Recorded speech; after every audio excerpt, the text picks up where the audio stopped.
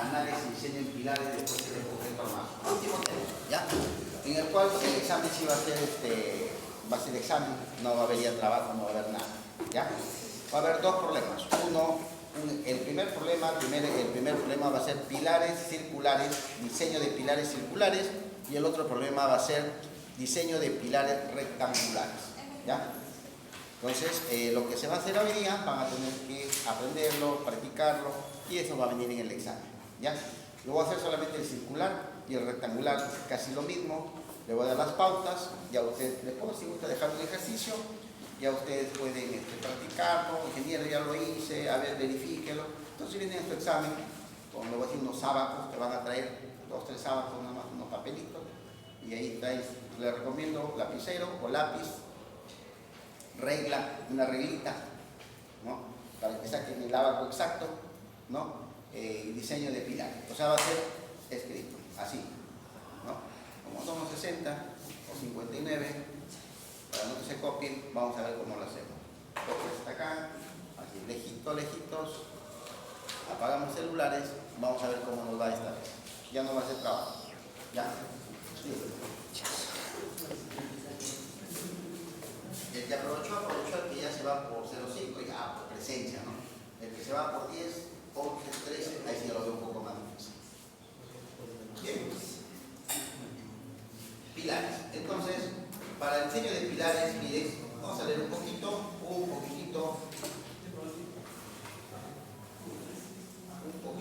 Los pilares. Otro poquito más pequeño, yo creo que se ve bien. Ahí está. Pilares. Los pilares de puente proporcionan sobre soporte vertical de los tableros de puentes y tienen dos funciones: transferir cargas verticales, ya sabemos, ¿no? De la superestructura, que es el tablero, a las cimentaciones. O sea, el pilar, columna, todas las cargas que están encima, que es la superestructura, lo transfieren a la cimentación, ¿verdad? Entonces, también se le puede incluir carga de sismo, ¿no? Es la que vamos a ver hoy día. Tipo de pilares. Los pilares pueden ser monolíticos y voladizos. Vamos a ver qué cosas por monolítico, pórticos o también voladizo, lo que vamos a ver. Otra es por la forma de expresión transversal. Pueden ser sólidos, por ejemplo, tenemos en el óvalo dorado sólido, ¿verdad? Vamos a ver qué tipo de pilares es el óvalo dorado.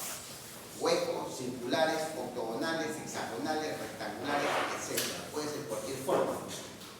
Por no hacerlo tan complicado, no he preparado clases más que circular y sección rectangular, ¿ya? Para los, no, ya no me invitaba, ya no voy a invitar ya puente, ya, último ciclo. Entonces, ya pensaba preparar octogonales, hexagonales, que ya no le he preparado. Pero lo más facilito, por lo menos lo vamos a hacer. Dos tipos de pilares, ¿ya? Un pilar con varias columnas, o sea, se le denomina tipo porticado, ¿no? Vamos a ver, por ejemplo, algunos pilares que existen, ¿no? Que podemos nosotros diseñar. Por ejemplo, óvalo dorado, ¿no? T, martillo. Parece un martillo, ¿no? La parte alta de sección variable, ¿no? Es un tipo de pilar.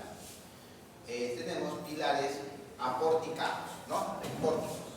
El otro será independiente, ¿no? Miren, otro pilar, ¿no? Después tenemos circulares, o sea, porticado, pero circular, ¿no? Aporticado circular, donde son eventos, ¿no? Miren, tremendas columnas. Miren la diferencia, ¿qué existe la diferencia de una columna y un pilar? La columna de un edificio también soporta cargas verticales, también soporta cargas sísmicas, ¿no? El pilar también, ¿no? Pero se le llaman los puentes pilares. ¿Cuál es la diferencia más notoria que existe así en forma estructural en un pilar y una columna? ¿Qué creen? Más largos. ¿Ah? ¿Perdón? Más largos, más simple. Claro, las del T, ¿no? Mientras una columna tiene, miren, por ejemplo acá, la columna o la placa, 280, 290, pongámosle 3 metros, que no lo tiene, ¿eh? No lo tiene 3 metros. Más la profundidad 1,50 m, ¿cuánto sería? 4,50. Entonces, aproximadamente, no, pero 1,50, 1,80 es hasta el fondo. Pero eso toma todavía menos, hay que contar la zapata. O sea, tenemos 4 metros como máximo en una columna, ¿no? Entonces, las columnas de edificaciones tienen 4 metros. 3,80, 4 metros, y todavía peor en la segunda o tercera planta, que es menos todavía. Entonces, ¿qué significa? Que son columnas pequeñas o cortas, ¿no? En comparación, miren, esbeltas. Entonces, hay 2 tipos. Los edificios también se trabajan columnas cortas y columnas esbeltas. Entonces, 2 tipos. Sino que nosotros normalmente, ¿qué estudiamos? Las cortas. El 99%, inclusive yo te enseño en concreto armado 1, porque no hay, o poco, no hay, casi nunca se diseñan las esbeltas, porque no sale esbelta. ¿Y cómo saberlo? Vamos a verlo por qué, pero en pilares, ¿no? Miren, en pilares pueden ser también cortas por alguna razón, pero también pueden ser muy esbeltas, pueden ser 7, 8 metros, hasta el fondo todavía, wow. Entonces, ni modo que sean columnas cortas. Vamos a ver cómo funciona. Bueno, pues ya sabemos que los extremos se llaman estribos y la parte central se llama pilares, ¿no? Bien. Bien. Tipo de pilares, vamos a ver. Se denomina pilar, bueno, como teoría, ¿no? Vamos a ver un poquito más. Se denomina pilar al apoyo intermedio de un puente que soporta las reacciones de 2 tramos adyacentes. Estos transmiten la carga vertical y horizontal a la cimentación. Es correcto. La dimensión de los pilares normalmente depende de las condiciones de la cimentación, las cuales pueden ser a altura de aguas mínimas y máximas, claro, para evitar la socavación, ¿no? Y erosión del suelo o del río donde puede estar ubicado el pilar. También la calidad del terreno, etc.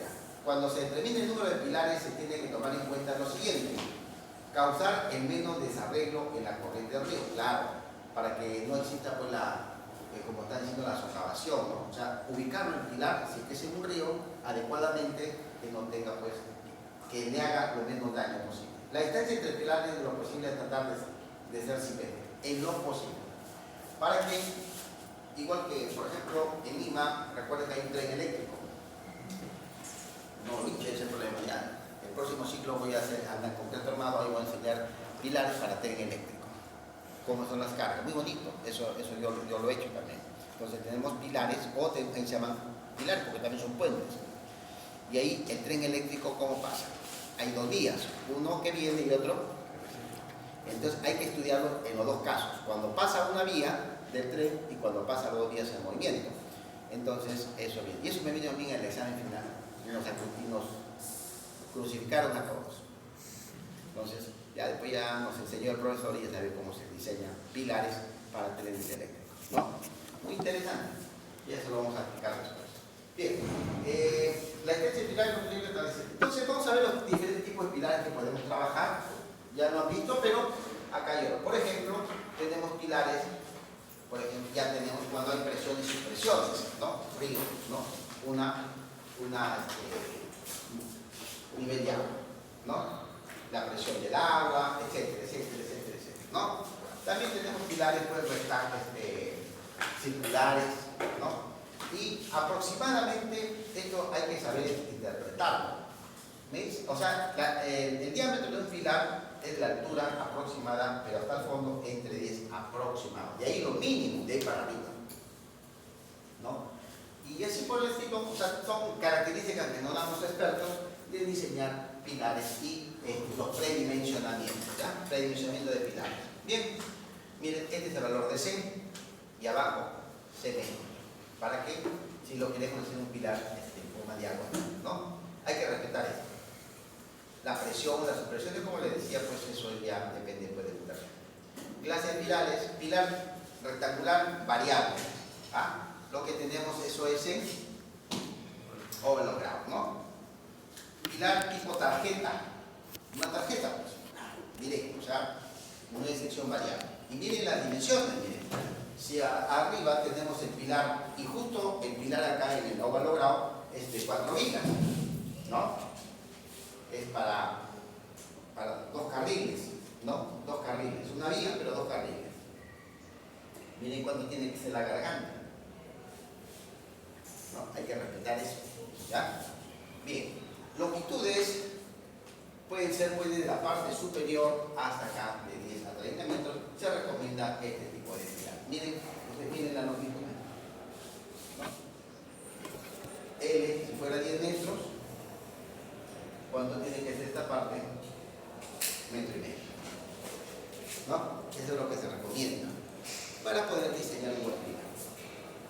Otro pilar, también tenemos columna circular. Miren, otro pilar.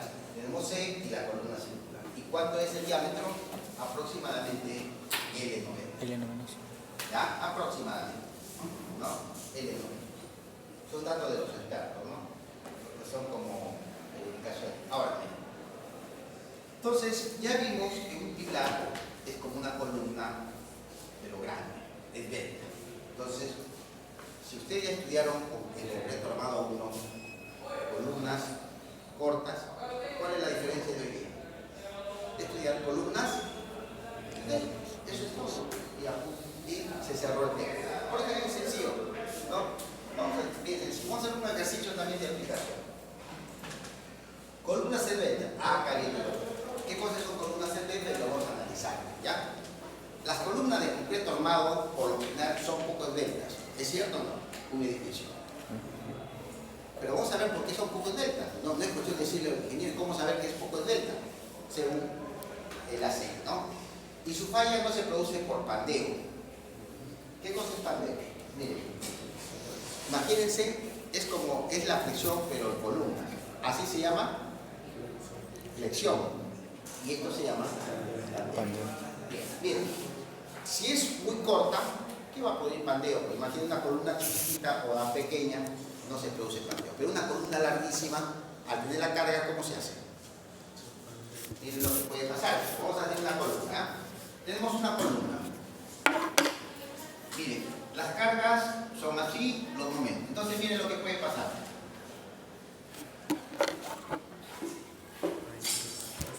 Curvatura doble. O puede pasar también así, ¿ven? Curvatura simple. Miren ustedes. Miren ustedes. A toda carga, a toda acción, una reacción. De la tercera ley de Newton. Para que no se produzca, tenemos que hacer un momento así, ¿no? Llamado M1. Y acá, ¿cuál sería? A toda acción, una reacción M2. Miren ustedes. En esta curvatura se llama curvatura doble que tenemos. Miren, esto es antihorario y esto es horario. ¿Cómo es? Horario. Mientras, si acá le llamamos positivo, lo queremos llamar como queramos. ¿Cómo sería este? Negativo, ¿no? Si acá le llamamos positivo, acá le llamamos negativo. Sí, no me importa, sino para definir que uno es horario y el otro es antihorario. En cambio acá, ¿cómo sería? A toda acción, una reacción. Acá sería... ¿Cómo es esto? Es que son antihorarios los dos. Los de acá son antihorarios. Sí. Perdón. Positivo. Y acá... Ahí sí, negativo. Acá me iba a dar cuenta de mi error. Ahora que yo me equivoco, acá se da cuenta porque tiene que haber una cruz. No puedo. Entonces, digamos que este sea M1 positivo, por decirle así, positivo. Y acá también sería... No, ese es negativo. Negativo. M. Bien, entonces se llama curvatura simple.